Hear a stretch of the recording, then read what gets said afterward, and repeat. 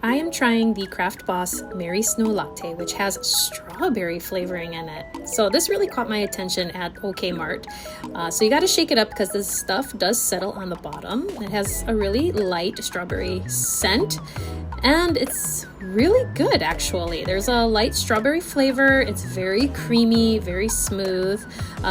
My bottle is cold, so now what I'm gonna do is get my Sailor Moon mug and I heated it up, and it actually tastes even better hot, so you can enjoy it either way.